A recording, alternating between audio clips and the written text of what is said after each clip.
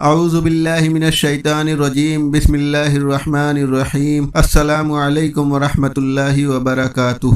مسجد اقصی اسلام کی 3 مقدس ترین مقامات میں سے ایک ہے، جس کی طرف سفر کرنا بھی اجر و ثواب ہے۔ مسجد اقصی اپنے آپ میں ایک مکمل تعمیری تاریخ رکھتی ہے۔ مسجد اقصی ہم مسلمانوں کے لیے قبلہ اول کی حیثیت رکھتا ہے، جس کی طرف رخ کر کے نبی اکرم محمد صلی اللہ علیہ وسلم اور آپ کے اصحاب نے تقریباً 1.5 سالوں تک نماز ادا کی اور یوں لوگوں کو پیغام دیا کہ اسلام کوئی نیا دین نہیں بلکہ یہ ابراہیم ہی کی ایک شکل ہے، جو حضرت موسیٰ و عیسیٰ علیہ السلام کی تعلیمات کو پھر سے زندہ کرنے اور اصل توریت انجیل کے پیغام پر عمل پیرا ہے۔ واقعہ معراج اس بات کی دلیل تھی۔ القدس سے اسلام کا کتنا گہرا تعلق ہے۔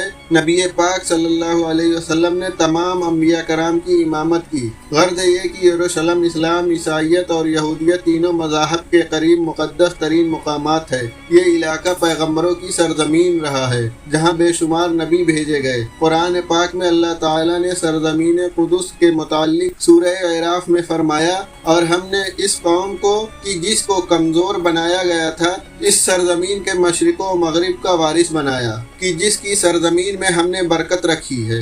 اسی طرح سورہ اسراء میں فرمایا، پاک ہے وہ ذات جو لے گئی اپنے بندے کو ایک رات میں مسجد حرام سے مسجد اقصی تک، کہ جس کے ارد گرد ہم نے برکت رکھ دی ہے۔ حدیث مبارک میں حضور اکرم محمد صلی اللہ علیہ وسلم نے مسجد اقصی کی فضیلت بیان کی۔ حضرت ابو ذر غفاری رضی اللہ عنہ سے روایت ہے، انہوں نے نبی صلی اللہ علیہ وسلم سے پوچھا، اے اللہ کے رسول، اس روح زمین پر سب سے پہلے کون سی مسجد تعمیر کی گئی؟ آپ نے فرمایا مسجد حرام۔ انہوں نے پھر پوچھا، اس کے بعد کون سی مسجد تعمیر کی گئی؟ آپ نے فرمایا مسجد اقصی۔ حضرت ابو ذر نے کہا، ان دونوں کی تعمیر کے دوران کل کتنا وقفہ ہے؟ آپ صلی اللہ علیہ وسلم نے جواب دیا، 40 سال۔ علماء و مفسرین کی ایک جماعت کے نزدیک مسجد اقصی کو سب سے پہلے خود حضرت آدم علیہ السلام نے تعمیر کی تھی، اور بعد میں حضرت ابراہیم علیہ السلام نے اسے دوبارہ تعمیر کروائی۔ روایتوں کے مطابق اللہ نے حضرت جبرائیل علیہ السلام کو خصوصی طور سے حضرت آدم علیہ السلام کی طرف بھیجا اور حکم دیا مسجد حرام اور مسجد اقصی کی تعمیر کریں۔ ابن حسام نے اپنی تاریخ میں لکھا کہ جب بنی اسرائیل فلسطین میں مضبوط ہوئے اور ان کی ریاست قائم ہوئی تو حضرت داؤد علیہ السلام نے بیت المقدس کی دوبارہ بنیاد رکھی، اور پھر آپ کے جانشین فرزند حضرت سلیمان علیہ السلام نے مسجد اقصی کی مکمل تعمیر فرمائی۔ حضرت سلیمان علیہ السلام اللہ کے جلیل القدر پیغمبر تھے، جن کی سلطنت مشرق سے مغرب تک تھی، اور انسانوں کے ساتھ چرند پرند، جانور، حیوانات اور جنات پر بھی آپ نے حکومت کی۔ جنات آپ کے تابع اور فرما بردار تھے۔ اللہ نے جنات کو آپ کے تابع کر دیا تھا اور بڑے بڑے کام سر انجام دیتے۔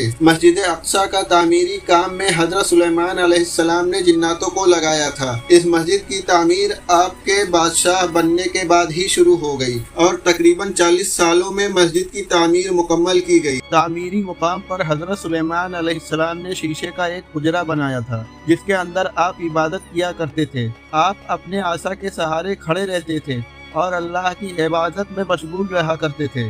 یہ عبادت کافی طویل ہوتی تھی۔ آپ کئی دن یا ماہ ایسے ہی کھڑے رہتے تھے اور جنات اپنے کاموں میں مشغول رہا کرتے تھے۔ جب سلیمان علیہ السلام کو یہ علم ہوا کہ جلد ہی آپ کی وفات ہونے والی ہے تو آپ نے اللہ سے دعا کی کہ ایسا معجزہ صادر ہو جائے کہ ان جنوں کو آپ کی وفات کا علم ہی نہ ہو، اور وہ اسی طرح اپنے کاموں میں مصروف رہ کر مسجد کی تعمیر مکمل کر دیں۔ لہٰذا اس حجرے کے اندر جب آپ عبادت میں مصروف تھے تو آپ کی روح قبض کر لی گئی، لیکن اسی عصا کے سہارے آپ علیہ السلام کے جسم مبارک ویسے ہی کھڑی رہی، اور جنات یہ سمجھتے رہے کہ آپ عبادت میں مشغول ہیں۔ دراصل پیغمبروں کے جسم مبارک کبھی سڑتی نہیں ہے، نہ ہی انہیں زمین کی مٹی کھا سکتی ہے۔ اس روح زمین پر جتنے بھی نبی بھیجے گئے آج بھی ان کے جسم قبروں میں صحیح اور سالم موجود ہیں۔ لہذا حضرت سلیمان علیہ السلام وفات کے کئی سالوں بعد تک اسی مقام پر عصا کے سہارے کھڑے رہے۔ آخرکار جب عصا کو دیمک کھانے لگی اور وہ لاٹھی کمزور ہو گئی تو آپ کی مبارک جسم زمین کی طرف جھکنے لگی، اور تب جناتوں کو یہ علم ہوا کہ حضرت سلیمان علیہ السلام کی وفات ہو چکی ہے۔ اس واقعہ کو اللہ نے سورہ سبا میں یوں فرمایا، پھر جب ہم نے ان پر موت کا حکم بھیجا تو جنوں کو ان کی موت کا علم نہ ہوا، مگر زمین کی دیمک ان کی عصا کھاتی رہی۔ اور جب سلیمان زمین پر آئے تو جنوں پر وہ حقیقت کھل گئی، اگر وہ غیب جانتے وہ اسی کھاری کے عذاب میں نہ ہوتے۔